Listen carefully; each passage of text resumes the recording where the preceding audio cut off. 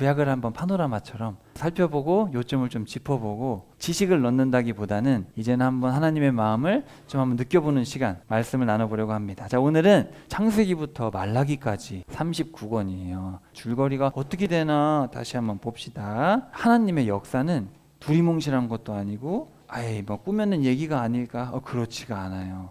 그냥 있었던 사실 그대로를 써놨는데 마귀는 어떻든 성경을 못 믿게 해야 되니까 에이 꺼는 거예요. 따지고 보면 근거도 없어요. 그냥 그렇게 얘기를 하는 건데 4,000년에 아담이 태어나고 3,000년에 노아가 태어나고 2,000년에 누가 태어났어요?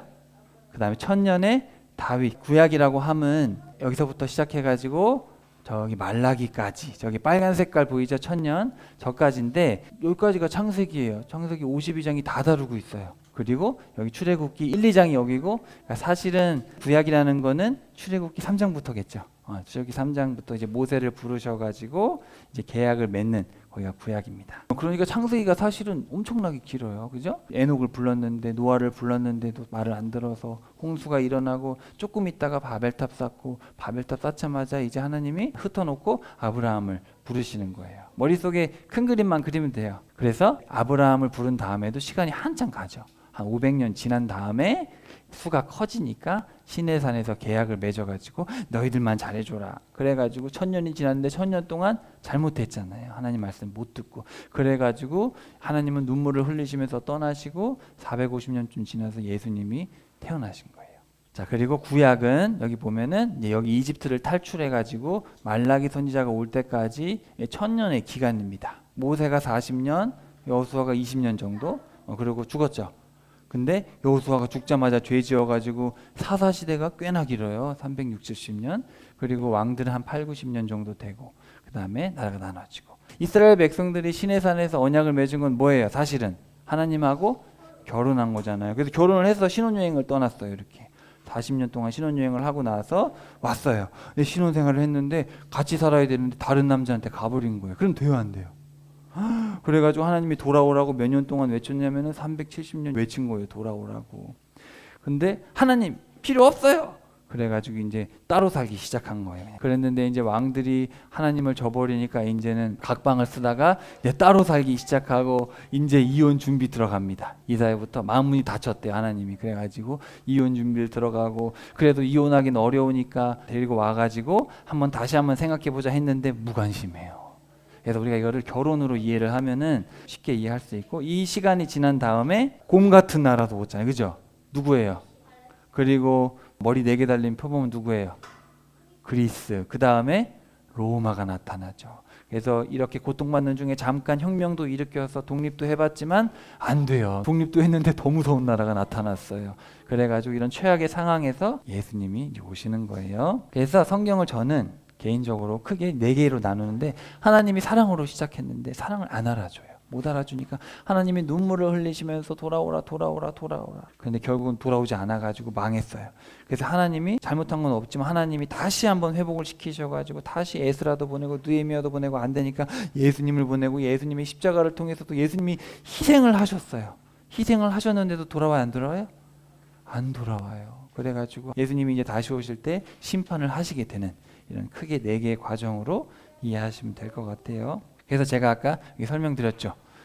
그래서 사실 여기서 중요한 거는 이 출애굽기에 보면은 결혼식을 하고 결혼 서약을 하잖아요. 여기 중요하거든요. 그럼 창세기는 왜 썼냐? 창세기는 이 새로운 사랑을 하시는 하나님의 과거에 대한 설명이죠. 어떻게 보면 창세기. 우리 이스라엘하고 결혼을 하신 그분은 어떤 과거를 가지고 계시냐? 이해되셨죠? 그렇게 이해하시면 돼요. 하나님의 아픈 과거에 대한 설명이고, 그 다음에 새로운 사랑을 이제 시작해서 결혼을 했는데 서약도 확인을 하는데 신혼여행도 떠났는데 신혼살림도 차리는데 이제 하나님을 떠나고 각방 쓰고 별거하게 되고, 그런 이야기들이 쭉 펼쳐집니다. 자, 우리 한번 창세기부터 쭉 한번 훑어볼 텐데, 이 모든 일을 겪으신 분은 사실 누구예요? 창조주 하나님이시잖아요. 그죠? 그분이 얼마나 위대하신가 몰라요. 자, 하나님이 세상을 창조했는데 얼마나 아름답게 창조하셨나 한번 보세요.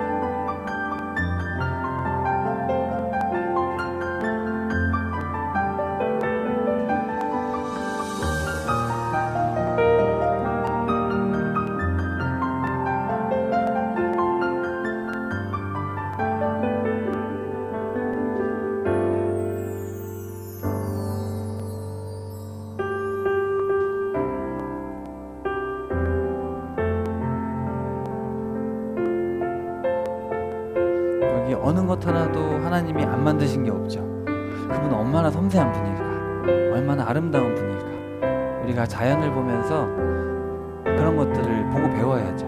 보고 배우라고 만드신 거예요. 이거 보세요. 와, 1초에 몇 번 한다고요? 날개짓을? 100몇 번 한대, 100몇 번. 대단하죠.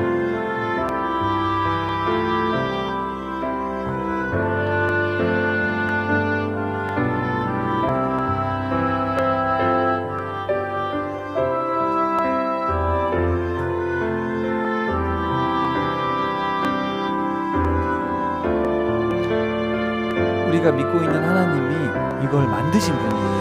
그걸 꼭 생각해야 돼. 이 세상 만물 아름답고 조화롭고 위대하고 이게 누가 만들었다니까요. 만든 분이 계신 거예요. 우리 욥기 기억나죠? 누가 이렇게 만들었는지 아냐.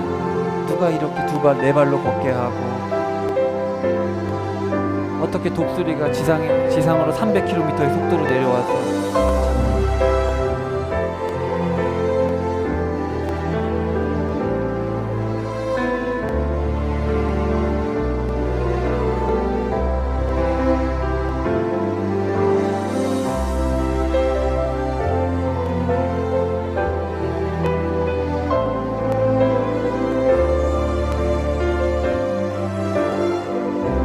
개미들 너무 신기하죠.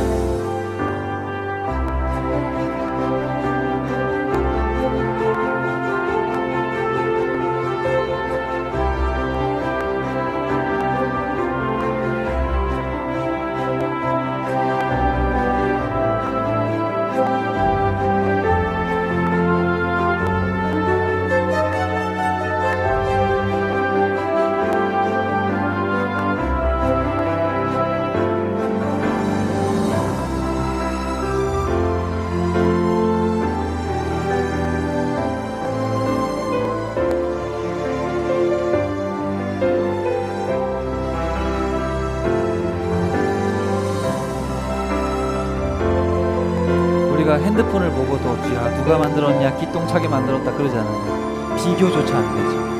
이 위대하신 하나님의 창조는 비교조차 안 돼요. 사람이 이런 물고기 하나도 만들 수 없어요. 얼마나 섬세한가 몰라요. 누가 이렇게 배열해가지고 저렇게 날면 공기의 저항을 덜 받는지 누가 알려줬겠어요.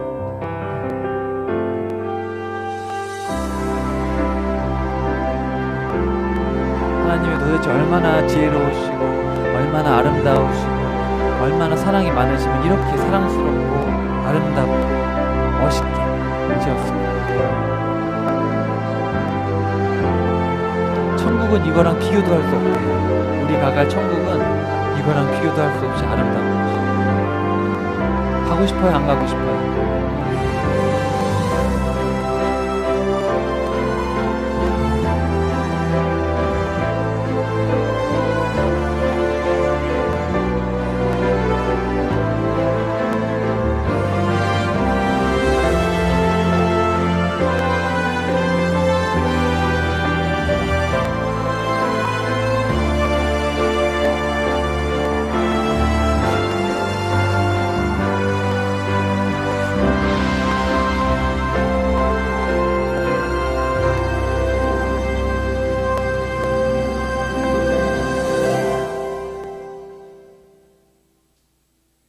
너무 아름답지요.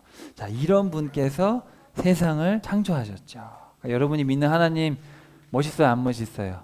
너무 멋있고 너무 위대하잖아요. 우리가 그냥 예배 시간에 엄마 아빠가 부르니까 주님의 높고 그럴 만한 분이 아니라니까. 정말 대단하고 위대한 분이죠. 그랬는데 그런 하나님의 사랑과 마음을 저버리고 사람이 자기 마음대로 하는 거야. 뱀이 와가지고 하나님 먹지 말래? 먹어도 괜찮아, 죽지 않아. 눈도 밝아지고 선악을 알게 되고 하나님처럼 된다니까. 그렇게 됐어요, 안 됐어요? 그렇게 됐어요. 그죠? 안 죽었어. 그죠? 눈이 밝아졌어요. 자기가 벌거벗은 걸 알게 됐어요. 선악을 알게 됐어요. 자기가 하나님처럼 된 것 같이 느껴졌어요. 근데 사실은 아니에요. 다 거짓말이에요. 비슷한 것 같지만 사실은 다 거짓말이었어요. 그래가지고 하나님이 에녹도 보내고 노아도 보내고 돌아오라 돌아오라 1600년을 외치셨죠. 1600년을 정말 얼마나 외치셨을까. 창세기에 다 안 써있죠. 나중에 천국에 가봐야 알겠지만 그때도 얼마나 애쓰셨겠어요. 그죠? 근데 망했습니다. 노아의 홍수가 세상에서 제일 높은 산보다 더 높았대요. 성경에 구체적으로 써있어요. 하늘에서 이걸 보고 계시면 하나님은 기분이 좋을까요? 슬플까요?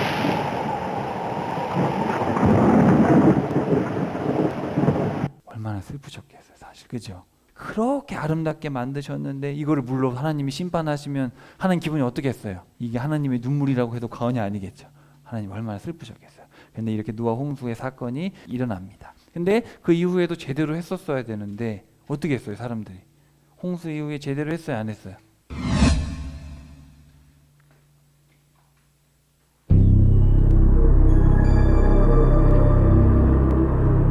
기원전 2800년경 유프라테스와 티그리스강 사이에 자리한 바벨론에 니무롯이란 사냥꾼이 있었다. 그는 들짐승들이 사람들의 안전을 위협할 때마다 강력한 힘을 발휘하여 그들을 보호했다. 사람들의 존경과 지지를 한몸에 받게 된 니무롯은 마음이 교만해져 사람들을 잘못된 길로 선동하여 바벨탑을 쌓게 하였다. 자, 우리 모두 힘을 합쳐 탑을 하늘 높이 쌓읍시다. 우리의 이름을 날리고 온 땅 위에 흩어지지 않게 합시다. 하나님을 대적하는 니무롯의 이와 같은 행위는 니무롯이 죽고 난 이후에도 이어졌다. 니무롯의 아내인 세미라미스는 니무롯이 태양신이 되었다고 주장했다. 그녀는 니무롯의 시체를 조각내어 바벨론의 각 부족들에게 보내었는데 사람들은 니무롯의 일부가 묻힌 곳을 거룩한 장소로 신성시했다.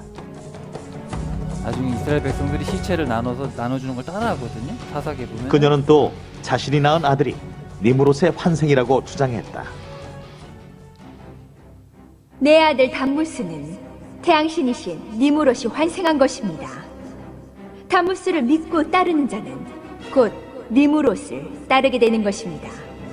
하나님이 태양을 만드셨는데 태양을 섬기면 돼요, 안 돼요? 어린 담무스를 대신하여 되잖아요. 바벨론을 다스린 세미라미스는 교묘한 방법으로 자신을 섬기게 했다.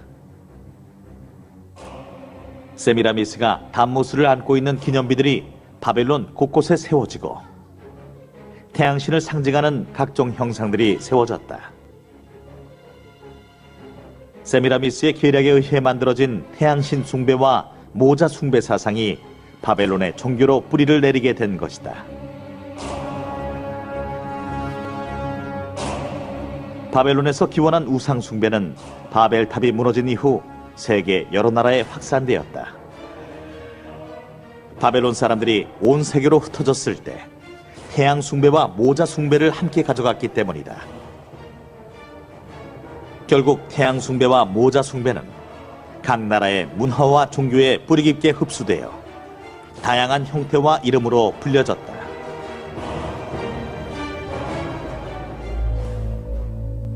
태양신인 니무롯은 페르시아에서는 미트라로, 로마에서는 솔, 이집트에서는 라 혹은 호러스, 그리스에서는 아폴론으로 불려졌다. 모자 숭배의 시초가 된 세미라미스와 담무스는 이시스와 호러스, 비너스와 디오니수스, 다이아나와 아티스, 아스타롯과 담무스로 각각 불려졌다. 이 밖에도 아이를 안고 있는 여신의 형상은 세계 여러 나라에서 추앙을 받았다. 그렇다면 이와 같은 모자 숭배는 바벨론 시대에서만 환영받던 특정 시대의 산물이었을까? 놀랍게도 바벨론의 모자 숭배는 몇천 년이 지난 지금까지 이어지고 있다. 로마 바티칸, 이곳에서 모자 숭배 사상이 그대로 전승되어 있음을 발견할 수 있다. 왜 아기 예수님을 마리아가 안고 있느냐 잘 파악을 해야 돼요. 그래서 모든 악의 기원이 사실 노아 홍수 이후에 이 바벨론에서 시작돼가지고 지금 전 세계에 다 있습니다. 중국에도 있고 우리나라까지 다 와 있어요. 그래서 이 모든 것이 다 바벨론에서 시작됐고 지금 세상의 모든 악도 다 거기서 나왔다. 그래서 이런 상황에서 하나님이 누구를 부르셨어요? 아브라함을 택하셨어요. 근데 아브라함이 믿음이 좋았냐? 그렇지 않아요. 믿음이 없기 때문에 믿음이 있는 사람으로 키우는데 40년이 걸렸어요. 거의 50년 가까이 걸렸어요. 정확하게 40이라고는 안 하지만 따져보면 한 4, 50년 됩니다. 그래서 이렇게 신실하게 만드셨고 이삭은 모태신앙이죠. 모태신앙인데 고집이 역시 세요. 모태신앙은 고집이 좀 세요. 이 고집 꺾는데 꽤 오래 걸립니다. 그래가지고 하나님은 분명히 둘째라고 했는데 그냥 나이가 137이 될 때까지도 첫째만 붙들고 있는 거예요. 그러다가 나중에 둘째한테 속죠. 그래서 결국 하나님 뜻대로 된다는 걸 137에 깨닫게 되고 야곱 이 사람은 어릴 때부터 그냥 쌍둥이 동생으로 태어났는데 어릴 때부터 욕심이 얼마나 많은지 그냥 다 움켜쥐려는 사람이에요. 세상 욕심이 너무 많은 사람이에요. 이 사람은 언제 회복되냐면은 나중에 이르면 이르리라 그래가지고 베냐민마저 이집트로 보내고 그리고 나서 모든 것을 버렸을 때 나중에 요셉이 살아있다는 걸 알게 됩니다. 130 걸렸어요. 그러니까 여러분 아직 우리 많이 살아봤자 많이 안 사셨죠? 아직 괜찮습니다. 아직 괜찮아요. 이 사람들도 변화되는데 많이 오래 걸렸어요. 요셉 같은 경우는 이제 이 사람도 과거의 트라우마에서 벗어나질 못해요. 자기가 총리가 됐으면 형들을 용서하고 찾아갈 수 있잖아요. 대인배였으면. 근데 그게 안 되는 이 사람도. 과거의 트라우마에 잡혀 있다가 하나님이 형들을 보내서 하나님의 뜻대로 하시는 걸 이제 39에 깨달은 거죠. 그래서 이런 일들이 일어나고요. 그래서 이제 하나님이 사실 원하셨던 거는 뭐예요? 이때부터 아브라함의 자손들을 통해서 원하셨던 건 따라해 봅시다. 정의, 공의, 정의와 공이라는 개념을 무조건 이해를 해야 되고 신약으로 가면 의라고 불러요. 정의라는 개념은 기준에 따른 말씀에 따른 올바른 삶의 원칙이고 공이라는 것은 이 말씀을 주신 기준을 주신 분의 마음을 알고 그 마음을 알고 행해야죠. 그죠? 행한다고 되는 게 아니에요. 마음을 알고 행해야 돼요. 하나님이 왜 이렇게 아브라함을 기뻐하셨을까? 여러분 이게 쉬워요? 어려워요? 근데 정말 위대한 건 아브라함이 아니라 이렇게까지 할 수 있도록 아브라함을 만들어내신 하나님이 대단한 거죠. 아브라함 처음부터 이런 사람이 아니었어요. 아내 팔아 넘기던 사람이잖아요.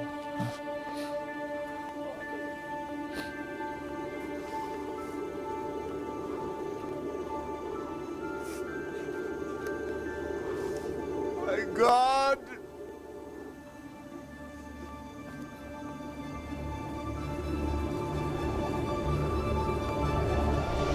Abraham.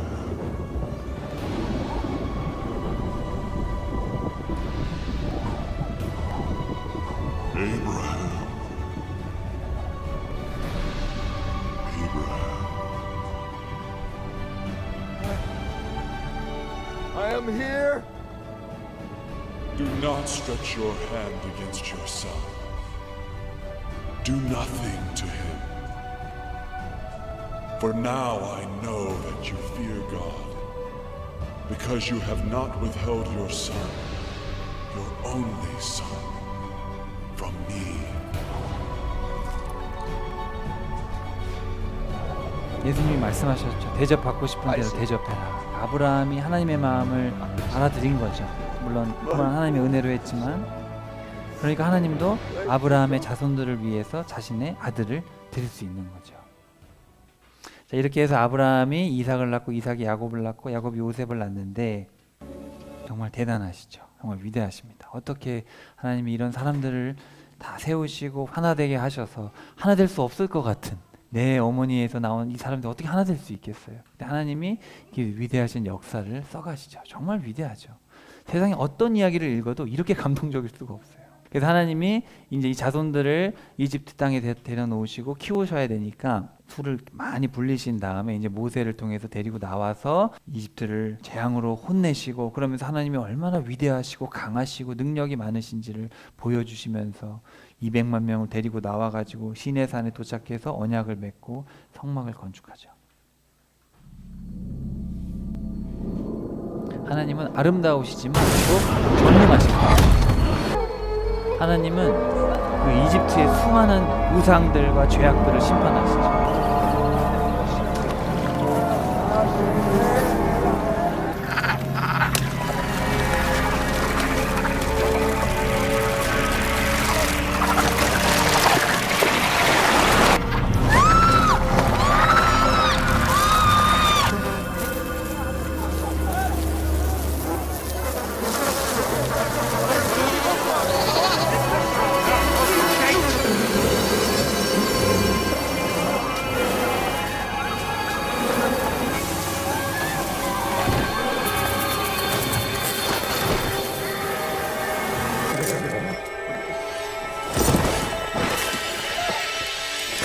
하나님은 자신이 누군지를 분명히 드러내렸어요. 이걸 보고도 믿지 않는 거예요. 이걸 Not 보고도 exempt, 하나님을 저버리면 안 and there 되잖아요. is some conjecture that these melodies capture like a flower.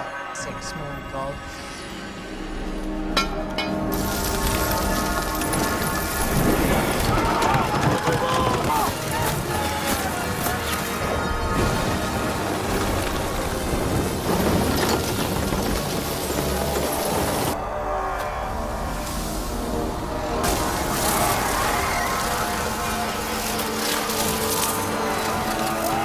이 모든 세상 만물은 하나님의 것이에요.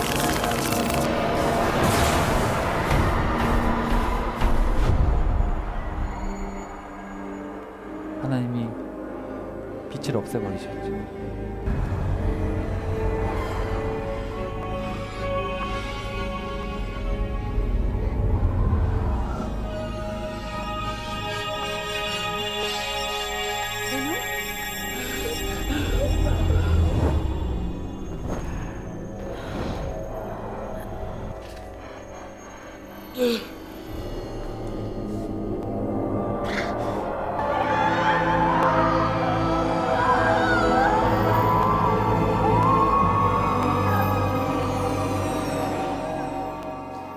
하나님이 이렇게 자신이 얼마나 전능한지, 죄로 가득 찬 이집트를 이렇게 심판하셨죠. 당시 최강국인 이집트에 이런 일이 일어나면 전 세계가 다 알겠죠. 헉, 그런 일이 있었어? 그리고 나서 하나님이 끄집어내시는 거예요.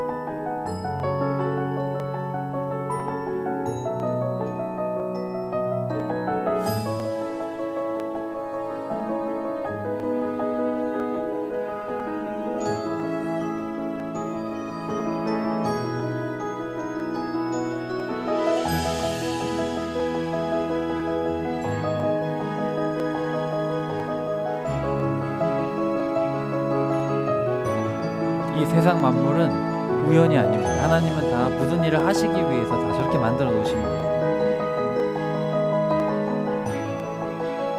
200만 명이나 되는 사람들, 세종치의 5배죠.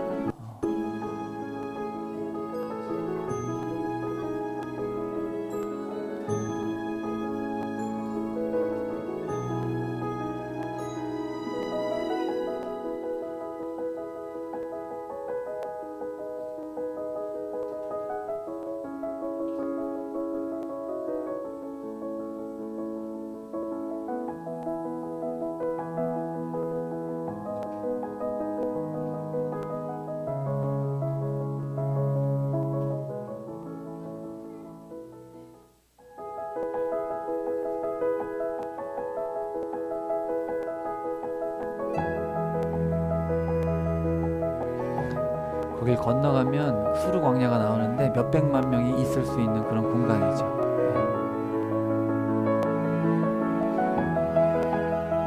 이 모든 건 우연이 아니에요. 하나님은 다 창조할 때부터 계획하시던 거죠.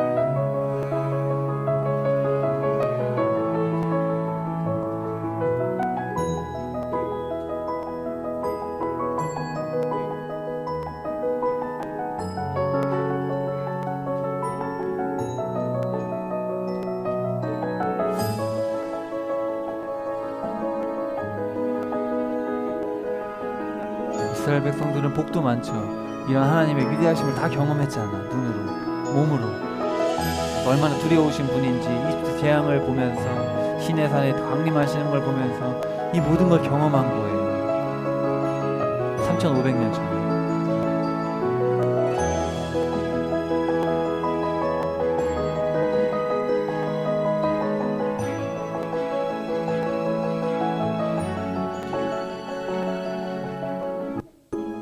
이렇게 멋지고 위대하고 우리를 택하신 분을 저버리면 되겠어요? 안 되겠어요? 안 되잖아요. 근데 이스라엘 백성들이 저버렸죠. 구약의 이야기는 무슨 딱딱한 뭐 지키면 안 지키면 이런 얘기가 전혀 아니에요. 하나님의 그 사랑, 열정 이런 것들을 몰라주는 이스라엘 백성들. 그래서 출애굽 경로에 대해서는 여러 가지 여러분 유튜브 찾아보시면 별 얘기가 다 있습니다. 근데 우리나라 사람들은 기존엔 여기라 그랬거든요. 이거를 아니라고 하니까 받아들이지 못하는데 외국 유튜브를 찾아보시거나 외국 자료를 찾아보시면은 뭐 엄청나게 많습니다. 합리적인 자료들이 많아요. 근데 우리나라 유튜브에 가면 비방하기 바빠요. 어쨌든 간에 이거는 구원과 관련된 건 아니지만 제가 보기에는 연구를 해보지만 제가 보기엔 저희가 가장 합리적인 것 같아요. 어쨌든 그래서 이제 하나님께서 인도하시고 이렇게 200만 명이나 되는 사람들을 이제 수르 광야로, 제가 이거는 다 설명을 해놨어. 유튜브에 다 있으니까. 이제 수르 광야를 지나서 쭉쭉쭉쭉 가가지고 르비딤까지 갔죠. 르비딤까지 갔어요. 여기서 이제 누가 쳐들어오거든요. 누가 쳐들어오는지 알아요? 맞아요. 아말렉이 여기서 쳐들어오는데 여기 이제 물이 없는 거예요. 아, 모세 물 주세요. 그리고 하나님이 아주 위대한 일을 하셨죠. 지금 가면 저 돌이 있는데 여기 얼마나 큰지 알겠죠? 사람 되게 조그매 보여요? 얼마나 엄청 큰 돌이에요.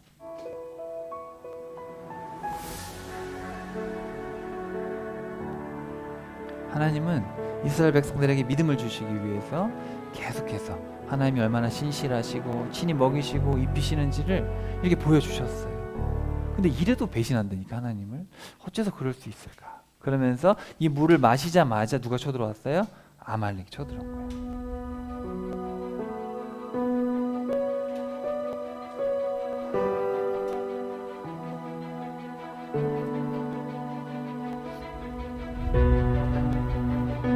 이 장면이 중요합니다. 왜냐하면 성경에서 믿음이라는 단어가 여기 처음 나와요. 바로 팔이 내려오지 않게. 여기 처음 나오는 거예요.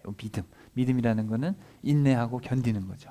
바로 이 장면입니다. 그래서 여기서 하나님이 승리를 주시고 그 깃발을 꽂아뒀던 것 같은 제단, 여호와 니시, 여호와의 깃발, 그게 다 여기 있어요. 자, 그래서 이제 시내산에 도착을 하게 됩니다.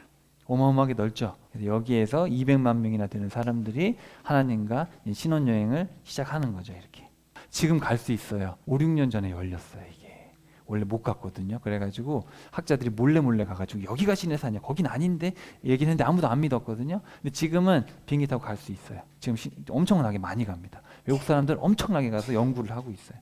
그래서 제가 보기에는 여기가 제일 맞는 것 같아요. 여기 시내산에서 이제 하나님과 계약을 맺고 송아지의 피를 뿌리면서 우리가 하나님과 약속을 지키겠습니다. 그리고 하나님이 구름 기둥과 불 기둥으로 이렇게 함께 해주시죠. 정말 놀랍죠. 평택에 가면은 실제로 똑같은 사이즈로 만들어 놓은 데가 있어요. 그래서 여기 지금 가보신 분이 없는데 저희가 연초였죠. 연초에 갔었는데 다 못 가셨는데 다음에 또 가죠 뭐. 우리나라에 똑같이 만들어 놓은 데가 있어요. 여러분 성경은 뭐 따분하고 외워야 되고 배워야 되는 게 아니라 하나님 얼마나 위대하신가, 얼마나 하나님은 섬세하시고 사랑이 많으시고 계속해서 자신을 드러내시고 난 살아있다, 나는 위대하다 이런 것들을 보여주시는데 사람이 못 알아들어요.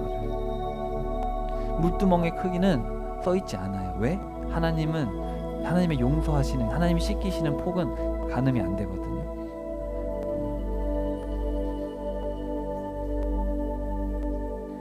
하나님이 얼마나 거룩하신 분이신지를 보여주시기 위해서 하나님이 이런 것들을 만들어서 내가 여기서 만나주겠다. 이게 뭐죠? 이거는 초고, 여기는 분향하는데 여기 떡상이고, 여기는 제사장들이 들어오고, 이 안에는 뭐가 있어요? 지성소가 있고, 지성소는 누구만 들어가요? 대제사장. 대제사장이 자기 옷을 벗고 들어가야 돼요. 벗고 흰 옷만 입고 들어갑니다. 화려하면 안 되잖아요. 하나님 앞에서 대제사장만 하루 들어가죠. 그리고 여기 케루빔들이 있는 여기만 순금이에요. 순금. 뚜껑만 순금이에요. 그래서 이 뚜껑, 이 천사들 가운데 여기에 하나님이 임하셔가지고 이제 대제사장을 통해서 말을 한 거예요. 대제사장이 중재자였죠. 근데 지금은 이게 없어요. 왜냐하면 누구예요? 이제 중재자가 예수님이 중재자시기 때문에 순금이시죠, 예수님이. 그래서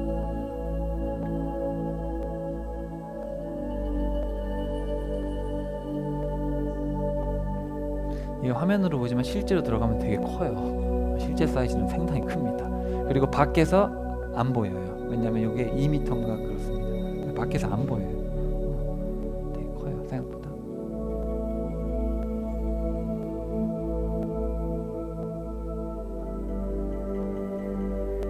하나님의 이 위대하심을 배워가는 게 얼마나 행복한 일인가 몰라요. 세상을 창조하신 분의 이야기들을 우리가 배워가는 거죠. 자, 그래서 이게 성막입니다. 그래서 우리가 성막 다 배웠었는데 하나님께 제물 드리고 손 씻고 들어가는 거예요, 이렇게. 자, 근데 이제 여러분 요건 조금 외우셔야 돼요. 우리 자녀들도 외워야 되는데, 자, 이 구약을 이해하려면 뭘 알아야 되냐면 법을 알아야죠. 법을 지키고 안 지키고가 중요하니까. 그게 레위기인데, 레위기는 27장으로 되어 있는데, 자, 처음에 중요한 거는 하나님과의 관계잖아요, 그죠? 그래서 나와 하나님, 그래서 개인이 주님께 가야 돼요. 그래서 1장부터 10장 외우기도 쉬워요. 5 더하기 5는 10이잖아요, 그죠? 그래서 처음 10장은 하나님께 나아가는 예배, 뭐 동물로 드리든 곡식으로 드리든 예배에 대한 거. 그 다음 중요한 게 뭐예요? 내가 중요하면 그 다음 뭐예요? 가정이잖아요. 가정이 중요해요. 그래서 뭘 먹고 아기를 낳고 몸에 병에 걸렸을 때, 그리고 성병, 그래서 먹는 것부터 잠자리까지 거룩해야 된다라는 얘기를 하시는 거고, 그 다음에 이제 우리 공동체에 대한 얘기를 하는 거예요. 공동체가 1년에 한 번씩 속죄 예배를 드리고 기름과 피 같은 거 먹으면 안 된다. 최소한 그런 음식 정도는 지켜야 되고, 그 다음에 성윤리, 누구랑 결혼하면 안 된다, 그런 거. 그리고 사회윤리, 그 다음에 이런 사람들은 반드시 죽여야 된다. 10개, 5개예요. 우리 친구들 엄마 아빠한테 꼭 배워서 다 외워야 되고, 우리 어른들도 외워야 돼요. 이건 외워야 돼요. 요걸 알아야 나중에 예수님 이야기도 이해를 할 수가 있어요. 그리고 나중에 이제 공동체가 있으면 제도가 필요하죠. 공동체를 유지하기 위해서. 그래서 공동체 중재자인 제사장, 성물, 또 절기, 성막, 토지, 이렇게 해서 15, 이렇게 돼 있어요. 그리고 26장에 가면은 이제 요걸 다 지키면 복 받고 안 지키면 저주 받고, 그죠? 그리고 이제 재정 문제, 하나님께 얼마를 드려야 되냐, 그거는 사실 별첨으로 돼 있어요. 왜냐하면 돈 문제는 사실은 덜 중요하죠. 돈보다 중요한 건 관계잖아요. 그래서 그 이후에 나와 있어요. 이렇게 27장으로. 그래서 요 표를 여러분이 외우셔야 돼요. 요거 한 다음에 도장 찍은 거예요. 요거 내가 지키겠다. 어른들도 다 그냥 외우셔야 돼요. 레위기는 그냥 외워야 돼요. 외워야지 구약을 이해합니다. 구약을 읽을 때 얘네 레위기 몇 장 안 지켰네, 이렇게 나와야 돼요. 자, 그래서 5단계에 걸친 벌을 받게 됩니다. 신명기에서도 얘기하고 아모스에서도 얘기하죠. 그래가지고 이제 가면 되는 거예요. 이제 여기 시내산에서 이제 다 계약 맺고 성막 짓고 해가지고 갔는데, 가데스에 도착했을 때 정탐꾼을 보내자 그래가지고, 하나님 본자고 안 했는데 자기들이 본자고 했는데 봐가지고 가면 안 된다 그랬잖아요, 그죠? 여호수아하고 갈렙 빼고. 그래가지고 38년 동안 이제 광야 생활을 하고 난 다음에 여기서 1년이 있었거든요. 1년 있다 갔어요. 그래서 38년. 요 38이 왜 중요하냐면 예수님께서 38년 된 병자를 은혜의 연못, 베데스다 연못에서, 양들이 들어가는 문, 거기서 하나님께 양 드린다는 그곳에서 바로 병자를 고쳐주신 이 38년 병자, 그 이야기가 나옵니다. 그래가지고 이제 약속의 땅에 이제 40년 만에 들어가게 되는데, 들어가기 전에 이제 얘기를 해주시는데, 자, 여기 보시면은 레위기의 내용들을 한 번 더 설명을 해주는데, 추가적으로 무슨 말씀을 해주시냐면은 이제 개인에 대한 얘기들 따로 해주세요. 레위기가 법이고 신명기는 레위기를 설교해 주는 건데, 여기 보면 추가적으로 모세를 통해서 하나님이 추가적인 내용은 대부분 이웃에 대해서, 신명기를 통해서 좀 더 개인적인 얘기들을 추가해가지고 아주 세세하게 너희들이 어떻게 거룩하게 살아야 되는지를 설명을 해주시고 이제 들어갔어요. 들어갔는데 하나님이 순식간에 정복하게 해주시죠. 근데 다 정복을 못해요. 원래 이 초록색까지 다 정복을 해야 되는데 믿음이 부족해가지고 정복을 다 못합니다. 되게 부족한 점들이 많죠. 하나님이 예수님을, 군대장관 예수님을 보내셔가지고 넘겨주겠다, 걱정하지 마라, 그래서 여리고 정복을 잘했는데 아가는 죄짓죠. 또 정탐꾼의 말만 듣죠. 하나님께 묻지도 않죠. 그래가지고 아이성에서 졌는데 하나님이 괜찮다, 두려워 말라 또 했어요. 그랬는데 나중에 또 기브온이 멀리서 온 것처럼 거짓말을 했는데 또 하나님께 묻지 않고 결정하고, 이렇게 보면 여호수아 시대에도 계속 부족하지만 하나님이 어쨌든 간에 이 사람들을 세워보려고 하나님이 되게 애를 쓰셔요. 하나님이 노력하는 과정들을 제가 볼 수 있도록 지금 설명을 드리는 거예요. 이게 하나님의 이야기니까. 그래가지고 약속의 땅에 들어갔는데 370년이 지나도록 어떻게 돼요? 갈수록 심각해져요, 문제가. 그래서 여기서 여러분 다 외우시긴 어려워도 몇 명은 외워야 되냐면, 자, 따라해 봅시다. 온니엘, 기드온, 입다, 삼손, 요 4명은 꼭 외워야 돼요. 요때 하나님이 주의 천사를 예수님 보내죠. 예언자 보내죠. 하나님 직접 경고하시죠. 바알과 섬기죠. 바알과 아세라 섬기는데 저기 입다 때 가면 셀 수가 없어요. 성령께서 오시죠. 성령께서 옷을 입히시죠. 성령께서 오시는데 나중에 삼손 때는 경고는 안 하시고 성령께서 막 돌진하셔가지고 야 이 자식아 말 좀 들어 막 그런 얘기들이 이제 나옵니다. 그래서 이렇게 370년 긴 시간 동안에 하나님이 애를 쓰시는데 근데 이런 과정에서도 하나님이 한 사람을 준비하시죠. 바로 다윗입니다. 다윗을 준비하는 얘기가 이제 룻기에 나와요. 그래가지고 이제 왕들이 통치를 하는데 왕들이 잘해요, 못해요? 대부분 못했죠. 대부분 뭐 잘하는 사람이 거의 없죠. 다윗이 그나마 잘했죠.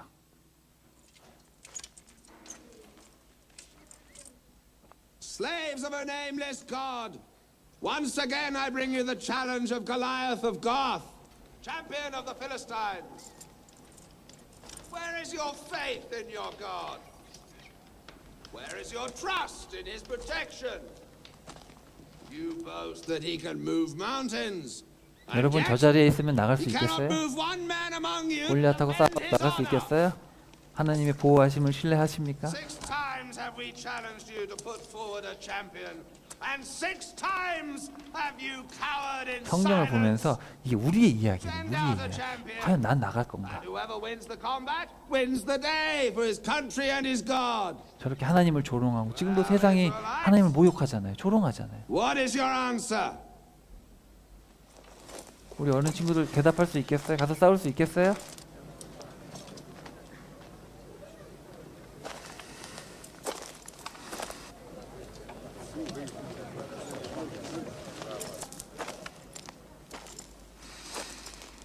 Then let all the world bear witness. There is no God in Israel. 세상 사람들이 얘기하잖아요. 에이 뭐 여호와가 어딨냐? 신이 어딨냐? 하고 싶은 대로 해라.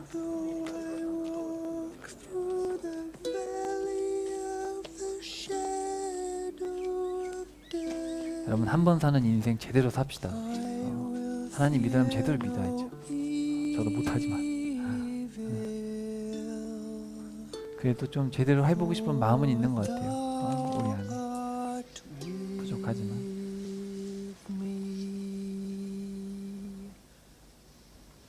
Goliath!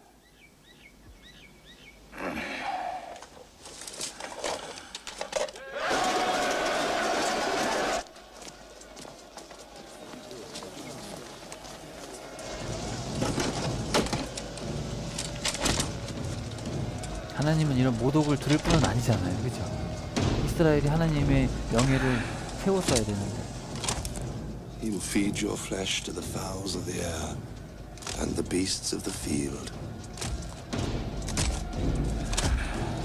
다윗은 10대 청년이죠. 10대 청소년이죠.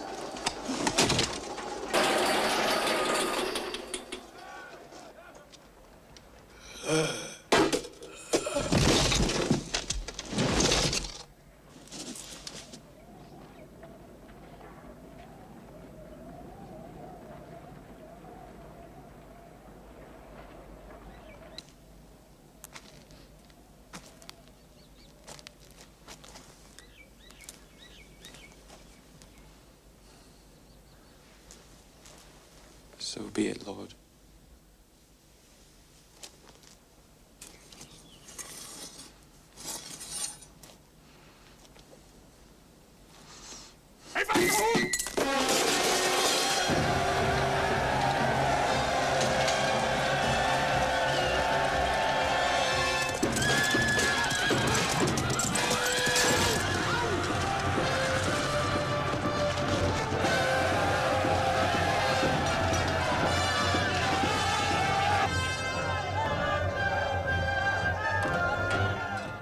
이거 지금 다윗이 잘한 거 맞죠? 그게 아니라 하나님이 이 인물을 몇 년 전부터 준비시키셨어요?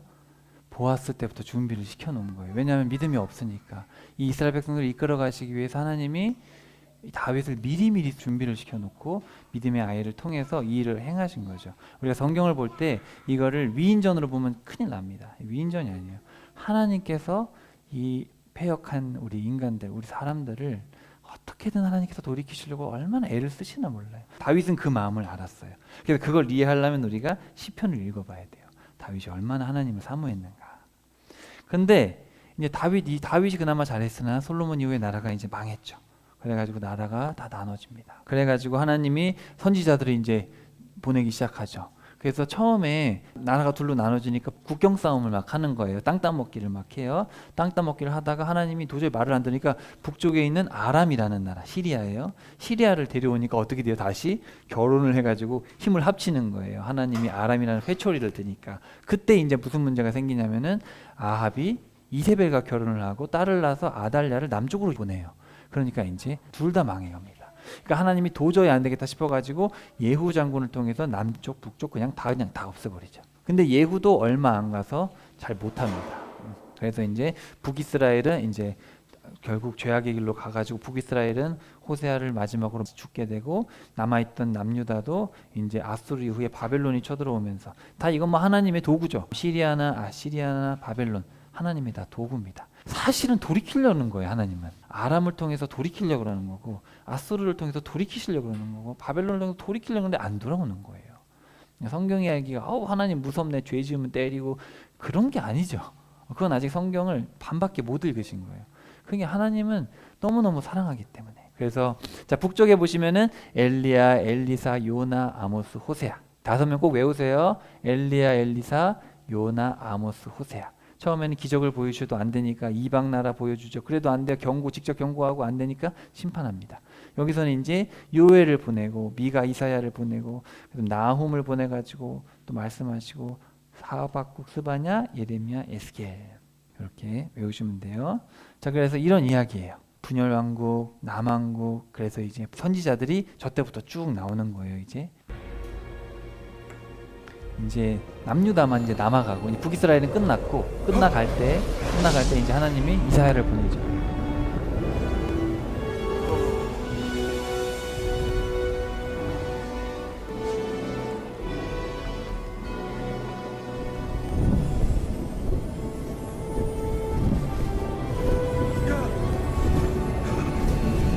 Holy, holy, holy is the Lord of hosts. The whole earth is full of his glory.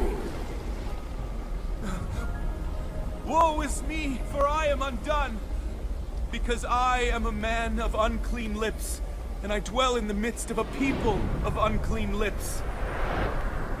For my eyes have seen the King, the Lord of hosts.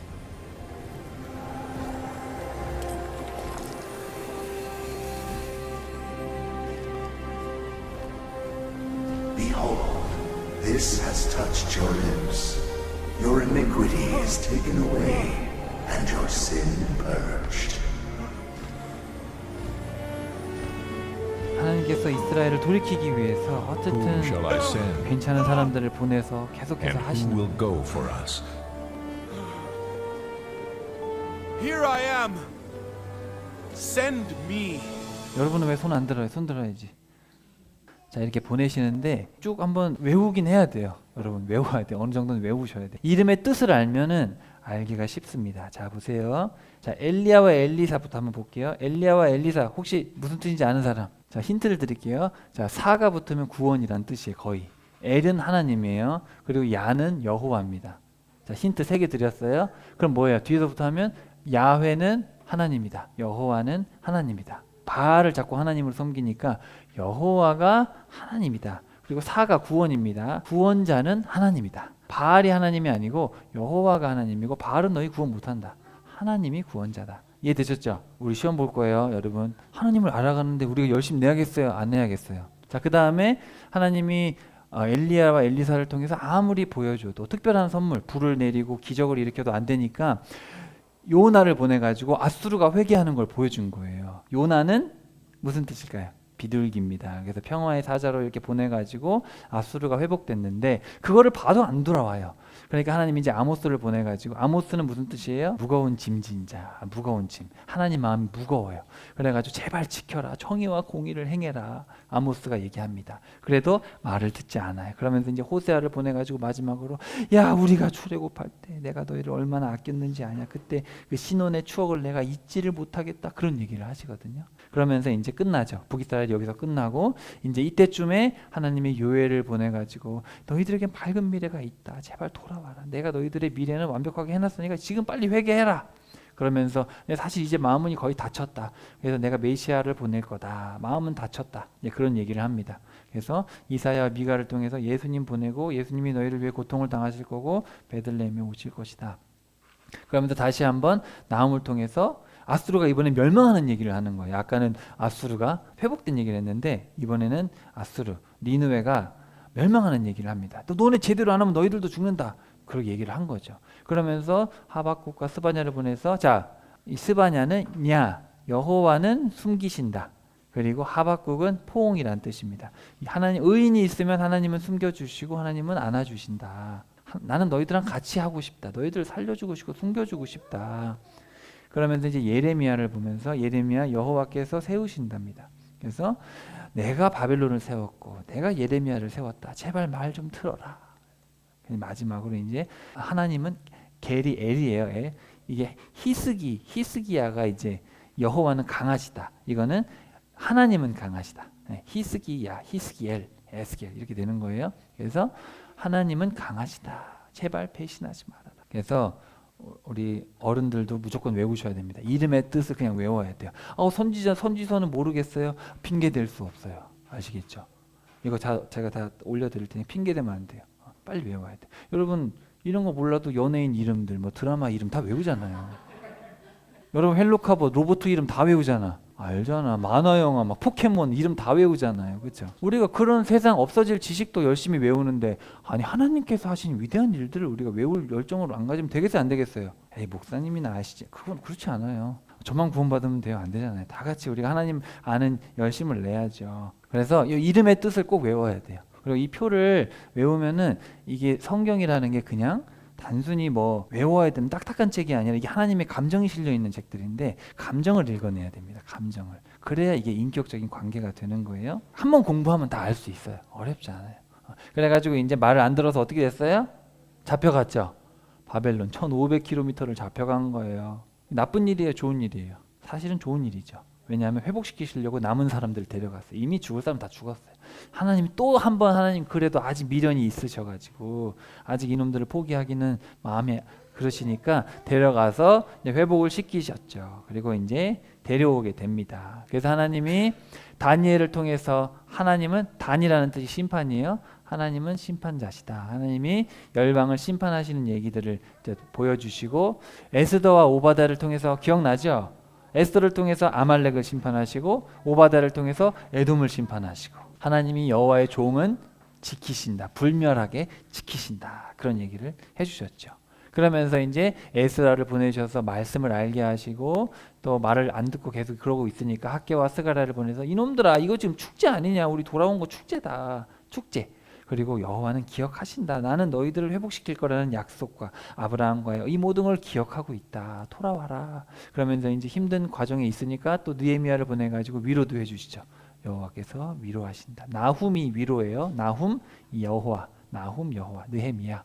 여호와께서 위로하신다. 그리고 이제 역대기를 또 에스라를 통해서 쓰게 하셔가지고, 사실 과거에 있었던 그게 다 뭔지 아냐, 다 너희들 잘 되라고 한 거 아니냐, 역사를 좀 기억해 봐라. 근데 이렇게 됐는데 어떻게 됐어요? 사랑을 다시 확인시켜 주셨죠. 배신에 대해서 다시 말씀해 주셨죠. 신혼집으로 복귀해가지고 신혼집 다시 정비하고 그 다음에 결혼 서약도 다시 복습을 했잖아요.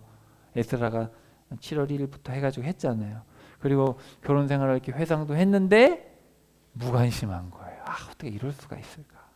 너무 슬프죠. 여러분 진짜 이게 되게 슬픈 얘기거든요. 그래서 이제 하나님이 말라기를 통해서 우리 지난 시간 봤죠. 제사장들이 얼마나 악을 행했나. 그래서 하나님이 이제 떠나시게 됩니다. 다니엘을 통해서 하나님께서 미래에 많은 일어날 일들을 다 보여주셨죠. 기억나죠, 우리 친구들? 금신상도 있고 풀무불에도 들어가고 큰 나무도 보여주시고 4가지 짐승도 보여주시고 그리고 양이 있는데 염소가 둘이 받고 손가락이 글씨도 쓰고 다 기억나요? 이런 하나님이 미래의 일들을 다 보여주시면서 너희들을 내가 인도할 거다 이렇게 했는데도 무관심한 거예요. 여러분 하나님은 최선을 다해요, 안 해요? 하나님은 정말 최선을 다하십니다. 하나님 정말 최선을 다했구나. 그런 얘기가 나와야 돼요. 구약을 읽으면서 이렇게까지 하셨나? 그래가지고 나중에 요한복음을 읽으면 하나님이 이처럼 사랑하셨구나. 이제 그게 깨달아져야지 신약을 제대로 읽고 있는 거예요. 그래가지고 이제 돌아왔죠. 돌아왔어요. 돌아와가지고 하나님께서 스룹바벨 성전도 초라하지만 다시 짓게 하셨잖아요. 짓게 하고 다 이렇게 에스라 느헤미야 통해서 했는데도 너무 마음이 아프죠. 그래가지고 이제 하나님이 떠나시니까 460년쯤에 이제 말라기를 통해서 마지막 말씀하시고 떠나시니까 곰 같은 나라가 와가지고 잡아먹고 나중에 알렉산더 대왕이 와서 또 페르시아를 무너뜨리니까 그리스가 쳐들어와가지고 150년 동안 전쟁했잖아요. 150년 동안 북쪽 남쪽 싸우면서 초토화가 됐어요. 그래가지고 에피파네스가 와가지고 막 제우스 신상을 섬기고 돼지 피를 뿌리고 막 그랬잖아요.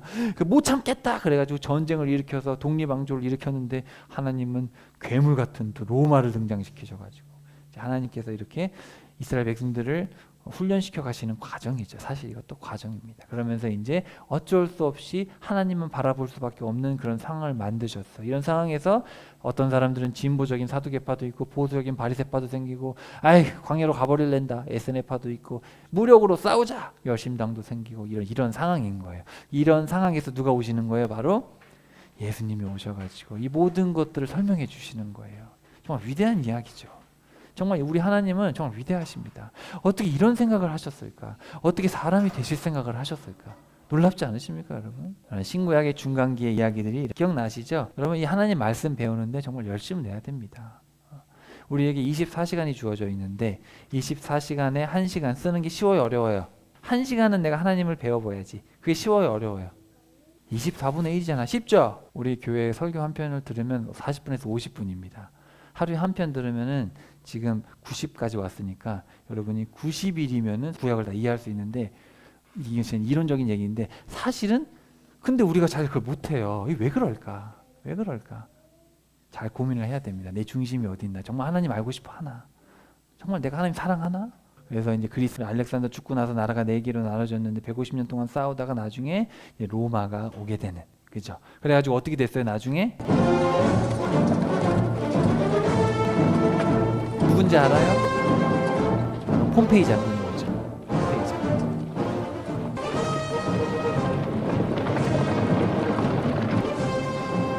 다니엘을 통해서 자 너희 나라가 490년을 견뎌야 된다.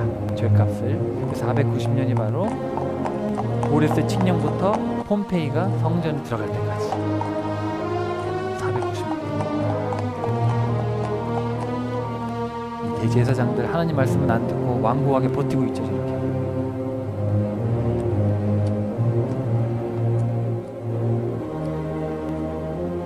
죽여라.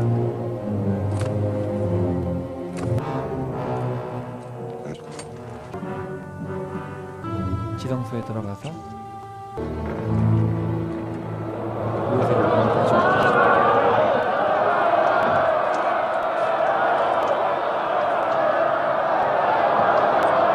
어찌 보면 이것도 하나님이 하도 이 사람들이 하나님 섬기는 게 아니라 성전에 매몰되어 버리니까 신앙이 하나님께서 치시는 거예요. 훈련이죠. 이것도. 이게 중요한 게 아닌데. 그래서 로마 장군이 들어와가지고 그냥 다 죽여버리죠.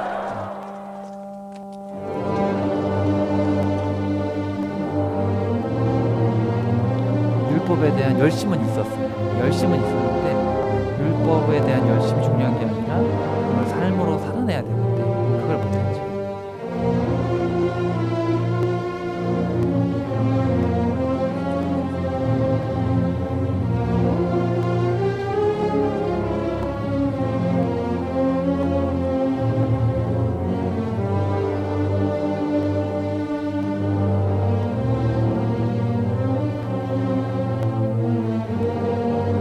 특별한 날을 좀 맞아서 창세기부터 하나님의 위대하신 창조로 시작해서 하나님의 사랑과 하나님의 어떤 아픔들을 쭉 보면서 여기까지 온 거예요. 예수님이 오시기 전까지 이런 일들이 있었어요. 결국 이스라엘이 이렇게 로마 장군에게 초토화될 때까지 사실 하나님 마음도 초토화됐죠. 하나님 마음 얼마나 아프시겠어요. 내가 택한 이 자식들이 그렇게 위대하시고 지혜가 많으시고 사랑이 많으시고 멋진 분께서 이렇게까지 하실 수밖에 없었다. 이 인간의 악함. 또 우리가 이런 구약을 보면서 우리 자신의 삶을 좀 돌아봐야 되고 정말 우리에게는 예수님이 필요하구나. 자, 그래서 예수님이 오시게 되는 이 배경, 그래서 구약은 바로 오실 예수님에 대한 책이죠. 그래서 비로소 하나님의 은혜와 사랑의 깊이를 알게 됩니다. 그래서 구약을 잘 모르고 신약을 하면 예수님 믿고 구원받고 거기에만 머물러 버리면 삶의 변화가 잘 일어나지 않습니다. 근데 구약을 충분히 이해해야지 예수님의 말씀을 바로 이해하고 이걸 삶으로 살아낼 수가 있게 돼요. 그래서 우리가 시편을 읽을 때도 그런 하나님의 마음을 가지고 좀 같이 읽어서 이래서 하나님이 다윗을 기뻐하셨구나, 그런 것들을 좀 보실 수 있으면 좋겠습니다. 하나님 말씀을 늘 가까이 하고 하나님 알기에 최선을 다할 수 있는 우리 모두가 되기를 축복합니다.